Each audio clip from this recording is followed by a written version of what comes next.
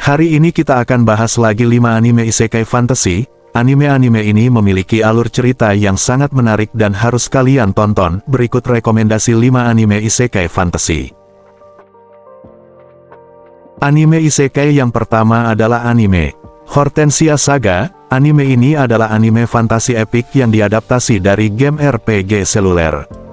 Kisah ini berlatar di kerajaan Hortensia, sebuah negara yang telah lama menikmati kedamaian dan kemakmuran, dilindungi oleh ordo ksatria yang kuat dan gereja ortodoks yang berpengaruh. Namun, kedamaian ini runtuh ketika Kadipaten Olivier, salah satu wilayah bawahan Hortensia, tiba-tiba memberontak dan melancarkan serangan terhadap ibu kota kerajaan. Dalam serangan mendadak itu, Raja Hortensia dibunuh, dan banyak bangsawan serta ksatria terkemuka gugur. Peristiwa ini memicu kekacauan dan perang saudara di seluruh kerajaan. Di tengah kehancuran ini, seorang ksatria muda bernama Alfred Albert adalah salah satu dari sedikit yang selamat dari keluarga bangsawan yang setia kepada raja. Ia adalah seorang pemuda yang berani dan terampil, namun kini harus menghadapi kenyataan pahit bahwa kerajaannya telah jatuh ke dalam kegelapan. Kisah Hortensia Saga berfokus pada perjalanan Alfred dan sekutunya untuk mengungkap kebenaran di balik pemberontakan Kadipaten Olivier dan mengembalikan kedamaian ke kerajaan Hortensia. Selama perjalanannya, ia akan bertemu dengan berbagai karakter, yaitu Marius C. Castellede. Ia adalah seorang pemuda misterius yang memiliki rahasia besar dan akan menjadi kunci dalam mengungkap konspirasi. Lalu ada Roy Bachelot. Ia adalah seorang ksatria yang setia dan kuat. Lalu ada Nonoria Folly. Ia adalah seorang biarawati yang memiliki kemampuan penyembuhan. Dan ada Koo. Ia adalah seorang familiar yang lucu namun memiliki kekuatan tersembunyi. Mereka membentuk kelompok yang bertekad untuk melawan kekuatan yang mengancam Hortensia, yang ternyata jauh lebih besar dan lebih jahat dari sekadar pemberontakan politik. Mereka akan menghadapi pasukan Kadipaten Olivier. Pasukan itu dipimpin oleh seorang bangsawan ambisius, lalu mereka juga akan menghadapi ancaman supernatural. Karena kekuatan gelap mulai muncul di balik layar, mengancam untuk menelan seluruh benua. Hortensia Saga adalah anime yang penuh dengan aksi pertempuran pedang, sihir, intrik politik, dan misteri. Ini adalah kisah tentang kesetiaan, pengkhianatan, dan perjuangan untuk mengembalikan cahaya ke kerajaan yang dilanda kegelapan. Anime selanjutnya yaitu anime Sokushi Chitgasai Kyosugite, Isekai no Yatsura ga Marude Aetni Narana Ende Suga. Anime ini adalah anime isekai komedi gelap yang ekstrim, menonjolkan protagonis yang memiliki kekuatan yang benar-benar konyol.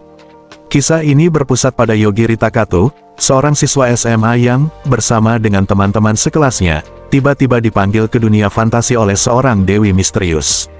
Sang dewi menjanjikan kekuatan dan peran sebagai pahlawan bagi semua siswa yang dipanggil. Namun, Yogiri tidak peduli dengan hal itu. Ia sebenarnya sedang tertidur di dalam bas saat pemanggilan terjadi. Ketika dewi tersebut dengan kejam memutuskan untuk membuang Yogiri dan seorang gadis bernama Tomochika dan Rai yang ia anggap tidak cocok untuk menjadi pahlawan, hidup Yogiri yang biasanya apatis mengambil giliran yang tak terduga. Terjebak di dunia yang penuh monster dan bahaya, Yogiri mengungkapkan kemampuannya yang sesungguhnya yaitu instant death atau kematian instan. Kemampuan instant death Yogiri adalah kekuatan yang absurdly overpowered. Ia bisa membunuh apapun dan siapapun secara instan hanya dengan memikirkannya, baik itu makhluk hidup, benda mati, konsep, atau bahkan skill dan sihir. Tidak ada yang kebal terhadap kekuatannya, kekuatan dewa, kutukan, monster legendaris, atau apapun yang ada di dunia itu tidak berarti apa-apa di hadapan kemampuan ini. Ini bukan sihir atau skill yang memerlukan casting atau mana, itu adalah bagian dari eksistensinya. Kisah Sokushi Chit berfokus pada perjalanan Yogiri dan Tomochika yang enggan di dunia fantasi. Tomochika, seorang gadis yang lebih pragmatis dan khawatir, seringkali terkejut dengan betapa mudahnya Yogiri melenyapkan setiap ancaman, betapapun kuatnya. Mereka akan berhadapan dengan monster berbahaya, yang mati seketika tanpa perlawanan. Pahlawan lain yang sombong, yang kekuatan mereka hancur dalam sekejap. Dewa dan makhluk kuat, yang juga tidak bisa melawan kematian instan. Konspirasi dunia, yang dengan cepat terungkap karena Yogiri secara tidak sengaja membunuh rintangan yang menyembunyikannya. Anime ini menonjol dengan humor gelap yang berasal dari kontras antara kekuatan konyol Yogiri dan ekspresinya yang datar. Ini adalah cerita tentang seorang protagonis yang tidak tertarik pada kekuasaan atau petualangan, tetapi secara tak terhindarkan menjadi kekuatan paling menakutkan di dunia, melenyapkan setiap rintangan tanpa usaha. Anime selanjutnya adalah anime Isekai Yururi Kiko, Kosodate Shinagara Bouken Sani Narimasu. Anime ini adalah anime Isekai yang bergenre slice of life fantasi yang menghangatkan hati, berfokus pada kehidupan yang santai dan penuh kebahagiaan. Kisah ini berpusat pada Takumi Kayano, seorang pria Jepang biasa yang meninggal dan bereinkarnasi ke dunia fantasi. Namun, ia tidak dipanggil sebagai pahlawan atau diberikan misi untuk mengalahkan Raja Iblis. Sebaliknya, ia diberikan kemampuan unik untuk menjinakkan makhluk suci dan memulai hidup baru dengan caranya sendiri. Takumi segera menemukan dirinya menjadi orang tua angkat bagi dua anak kembar yang sangat menggemaskan, yang ia namai Alan dan Elena. Kedua anak ini bukan anak biasa, mereka adalah anak-anak dari ras kuno yang memiliki kekuatan luar biasa dan koneksi dengan roh-roh alam. Takumi, dengan sifatnya yang penyayang dan kalem, memutuskan untuk membesarkan mereka dengan penuh cinta dan perhatian, memastikan mereka memiliki masa kecil yang bahagia dan aman. Bersama Alan dan Elena, Takumi memulai perjalanan Yururi Kiko atau perjalanan santai mereka. Mereka menjelajahi dunia fantasi, bukan untuk bertarung di garis depan atau mencari kekayaan besar, tetapi untuk menikmati kehidupan sehari-hari, menemukan makanan lezat, bertemu orang-orang baik, dan sesekali terlibat dalam petualangan kecil.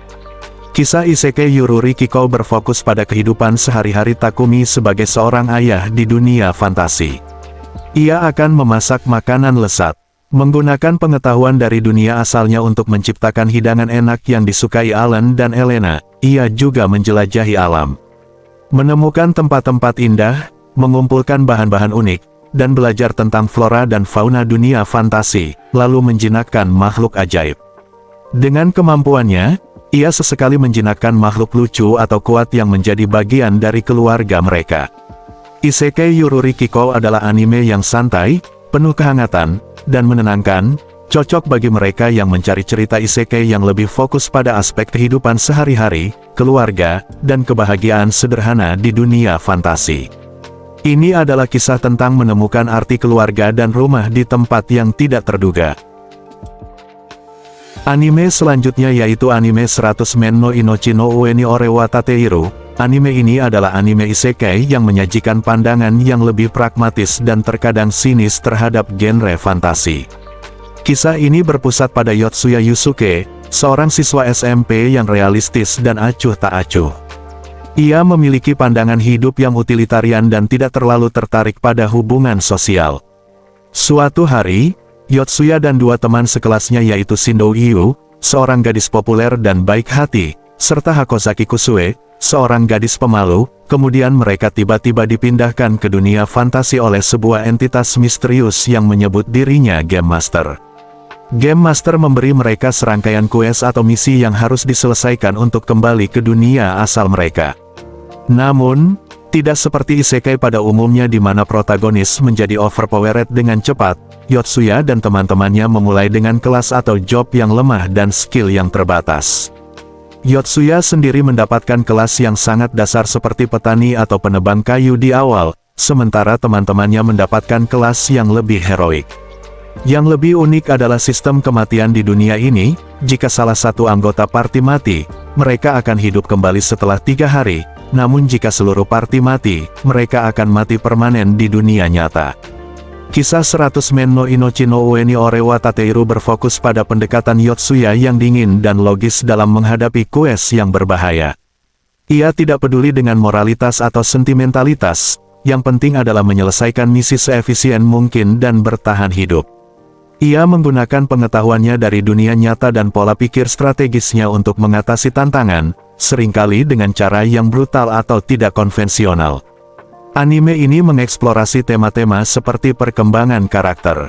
Meskipun Yotsuya tampak dingin, interaksinya dengan anggota party yang terus bertambah yang memiliki kepribadian dan latar belakang berbeda perlahan mulai mengubah pandangannya, dan juga realitas kelam dunia fantasi.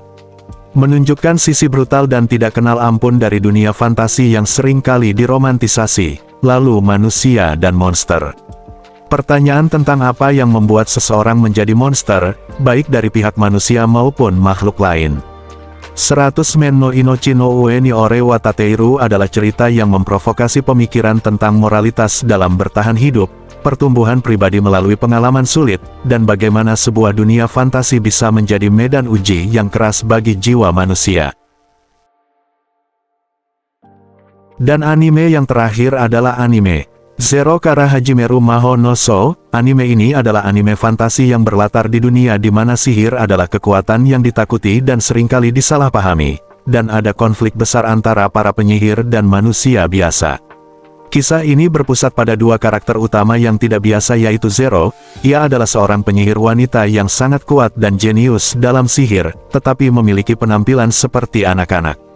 Ia adalah pencipta kitab sihir Nol atau Grimoire of Zero, sebuah buku sihir kuno yang berisi semua pengetahuan tentang sihir dan yang keberadaannya dapat mengguncang dunia. Zero memiliki kepribadian yang tenang, cerdas, tetapi juga terkadang naif tentang dunia luar, dan mercenari, yaitu sebuah makhluk setengah manusia, setengah hewan buas disebut Beastfolk, yang memiliki wujud singa putih. Ia adalah seorang tentara bayaran yang kuat, ditakuti oleh manusia karena penampilannya, dan memiliki keinginan untuk menjadi manusia seutuhnya. Namun, kutukan yang menimpanya membuatnya tidak bisa menjadi manusia kecuali ia menemukan penyihir yang bisa menghilangkan kutukan itu. Kisah dimulai ketika Zero secara tidak sengaja bertemu dengan mercenari. Zero menawarkan untuk menghilangkan kutukan mercenari, dengan syarat mercenari harus melindunginya dalam perjalanannya untuk mencari kitab sihir Nol yang telah dicuri. Buku itu, jika jatuh ke tangan yang salah, dapat menyebabkan kekacauan besar dan perang antara manusia dan penyihir. Sepanjang perjalanan mereka, Zero dan mercenari menghadapi berbagai tantangan dan musuh, termasuk penyihir lain yang ingin mendapatkan kitab sihir Nol untuk tujuan mereka sendiri, serta faksi manusia yang takut dan membenci semua penyihir. Mereka juga akan berinteraksi dengan karakter-karakter unik lainnya seperti Albus, seorang penyihir muda yang misterius. Zero Kara Hajimeru Maho no So mengeksplorasi tema-tema seperti prejudis dan diskriminasi, konflik antara manusia dan penyihir, serta perlakuan terhadap mercenari karena penampilannya.